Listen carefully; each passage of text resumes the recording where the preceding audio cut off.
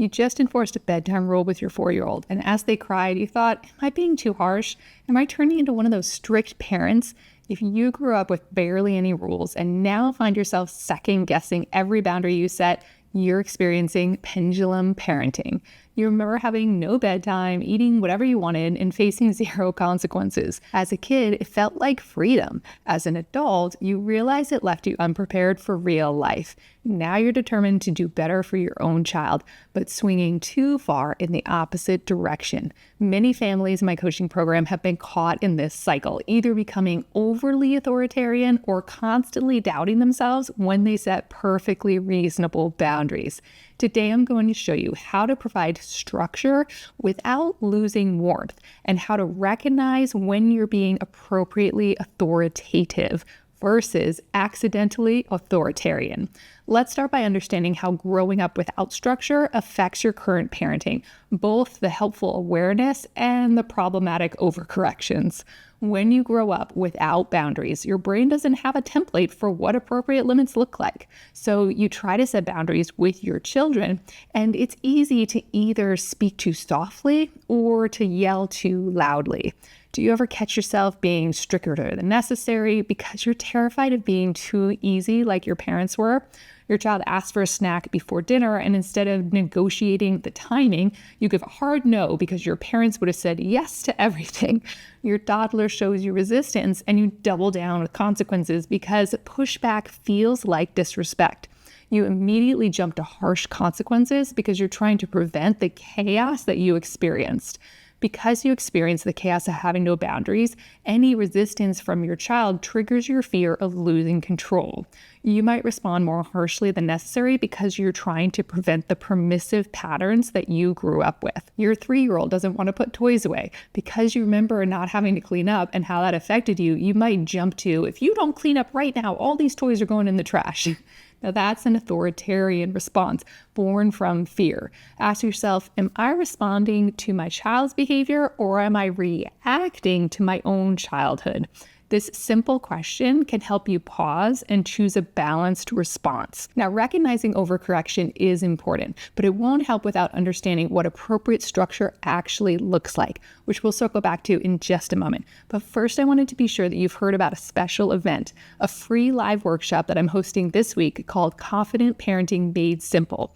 I'll be sharing 5 essential strategies straight from my private parent coaching program that transform behavior today and build thriving kids tomorrow. Save your seat at drlindsayemmerson.com/live workshop. Now let's hop back to that second important step, which is learning to distinguish between healthy authoritative boundaries and harsh authoritarian control.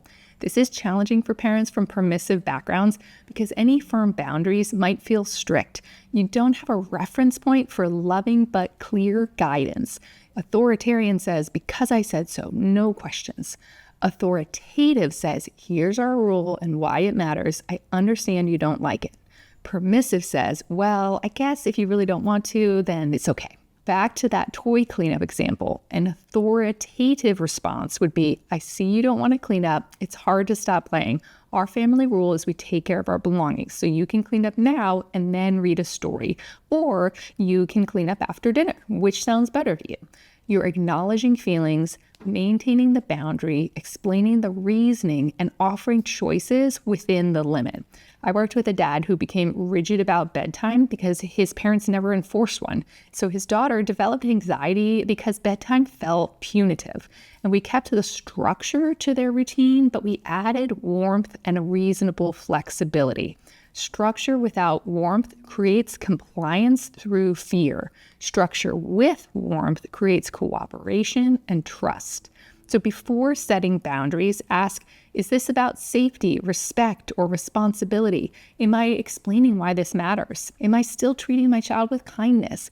Here's what makes all the difference. Learning to trust yourself to provide appropriate guidance without constantly second-guessing every decision. Instead of asking, am I being too strict? Start asking, what does this situation call for? And how can I respond with both firmness and kindness? Because you didn't experience balanced parenting, you might not trust your instincts. Every boundary might feel either too harsh or too lenient. You're already ahead of your parents because you're thinking intentionally about these decisions.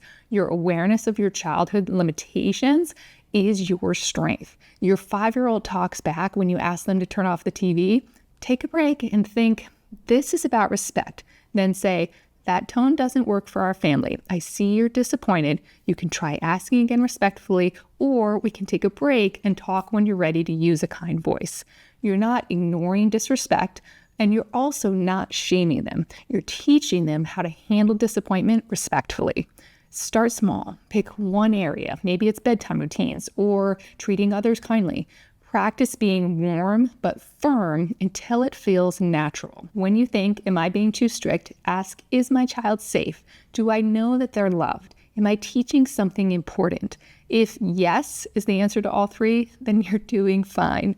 When you trust yourself to provide loving structure, you stop second guessing and start parenting with confidence that your child truly needs. Learning to parent differently than you were raised takes time. You'll have days when you swing too strict and days when you swing too lenient, and that's normal. Your children might initially test new boundaries more. Your discomfort with setting limits will decrease as you see how much more secure your children become in the long run. Children of authoritative parents have better emotion regulation, higher self-esteem, and stronger social skills than those raised with permissive or authoritarian approaches. Understanding balance is one thing, but implementing it when you're constantly questioning yourself, that's challenging.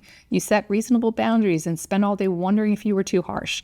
Your child has a big reaction and you start to cave because their upset feels like proof that you're being too strict. Or you're constantly second guessing because you're trying to break generational cycles.